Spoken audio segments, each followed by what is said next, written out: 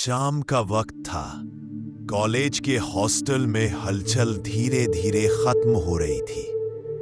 लड़कियां अपने अपने कमरों में चली गईं, कुछ फोन पर बात कर रही थी तो कुछ किताबें बंद कर सोने की तैयारी में थी। तीसरी मंजिल का कोना सबसे अलग था। उस कोने में हल्की हल्की नमी की गंध रहती थी और जब भी हवा चलती दीवारें सीटी जैसी आवाज करती। अंशिका, जो नई एडमिशन लेकर आई थी, उसी मंजिल के आखिरी कमरे में रहती थी, रूम नंबर 380। वो पढ़ाई में तेज थी, थोड़ी सी इंट्रोवर्ट भी। बाकी सब लड़कियां कहती थी 380 मत लेना, वहां नेटवर्क नहीं चलता और रात में वहां कुछ आवाजें आती हैं।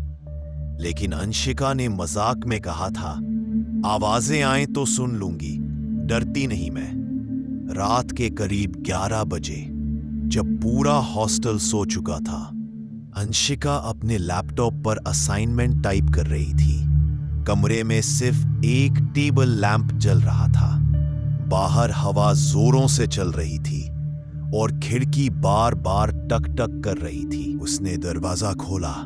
गलियारा खाली था। लंबा सा कॉरिडोर, टिमटिमाती ट्यूब लाइटें और दीवार पर लटकती पुरानी नोटिस बोर्ड। वो अंदर लौटी तो उसका फोन वाइब्रेट हुआ। Don't open the door again.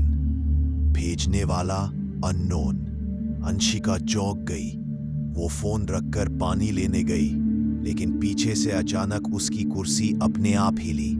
धीरे धीरे सरकती हुई कुर्सी दीवार से टकराई। वो डरते हुए मुड़ी, कोई नहीं था।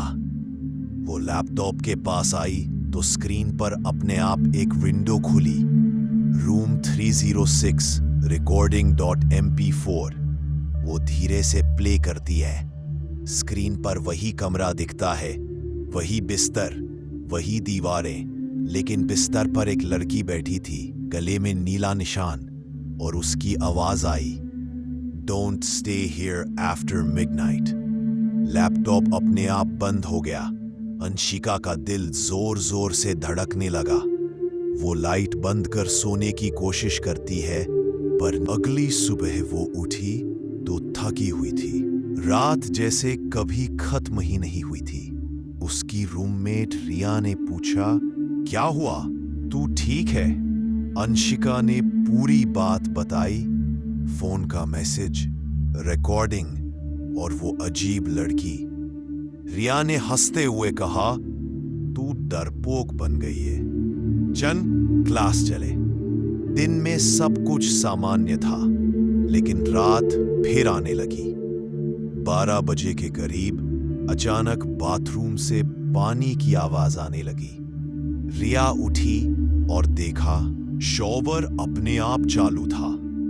भाप से शीशा ढक गया था।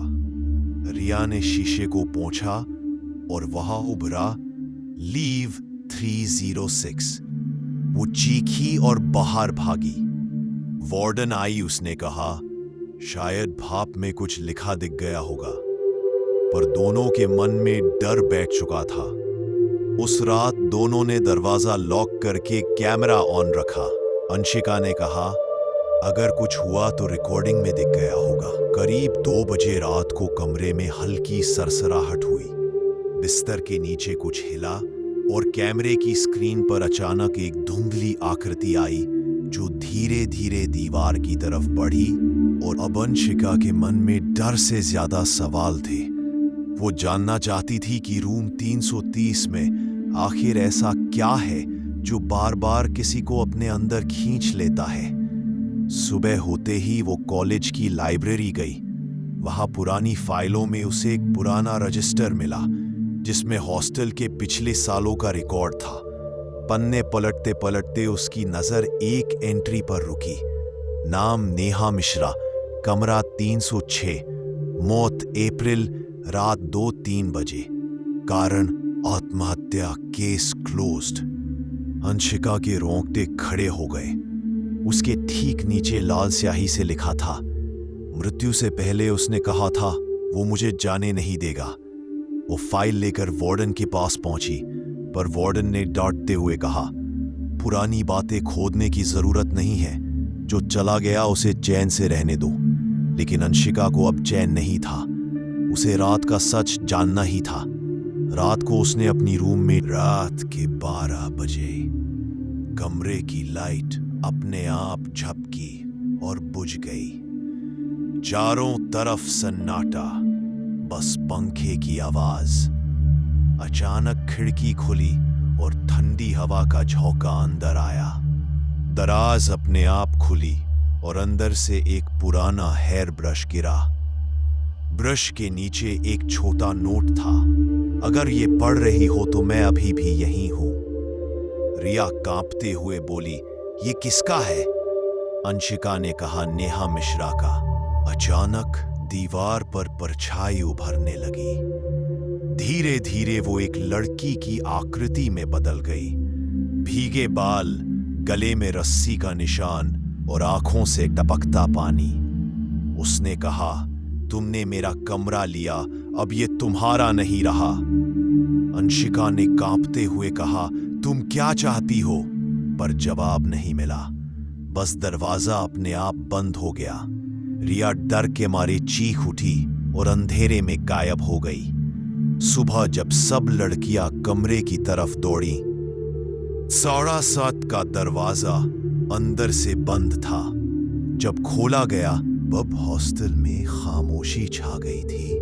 रिया की गुमशुदगी को कॉलेज ने घर चली गई कहकर दबा दिया, पर अंशिका जानती थी वो कहीं नहीं गई, वो यहीं है, रूम 301 में।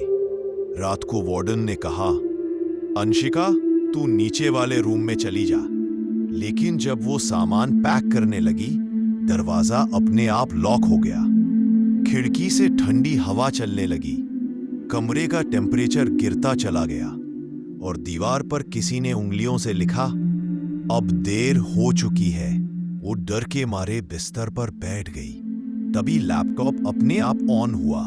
स्क्रीन पर वही पुरानी वीडियो चलने लगी, पर इस बार वीडियो में वो खुद थी, बैठी हुई, कांपती हुई, और पीछे वही आवाज, तुम्हारी बारी आ गई है। कमरे में सब कुछ हिलने लगा।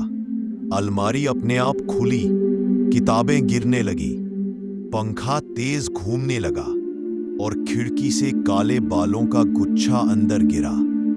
अंशिका चिल्लाई, कौन हो तुम? क्या? धीरे धीरे वही परछाई पास आने लगी। उसका चेहरा अंधेरे में गायब था, बस आंखें जल रही थीं। वो बोली, अब हम 3 हैं। अगली सुबह जब वार्डन ने दरवाजा खोला, कमरा खाली था। फर्श पर सिर्फ एक लैपटॉप पड़ा था जिसमें अपने आप टाइप हो रहा था, रूम टेकन। उस दिन से हॉस्टल में एक नया नियम बना, 301 में कोई नहीं रहेगा। लेकिन हर साल जब कोई नई लड़की गलती से उस कमरे में जाती है, तो रात के 2:03 पर खिड़की अपने आप खुलती है और किसी की धीमी आवाज सुनाई देती है, अब तू मेरे साथ रहेगी। अगर आपको ये डरावनी कहानी पसंद आई हो तो वीडियो को लाइक करें, कमेंट में बताइए क्या आपने कभी हॉस्टल में ऐसी कोई आवाज सुनी है। और ऐसी ही रूह कंपा देने वाली कहानियां सुनने के लिए चैनल को सब्सक्राइब जरूर करें।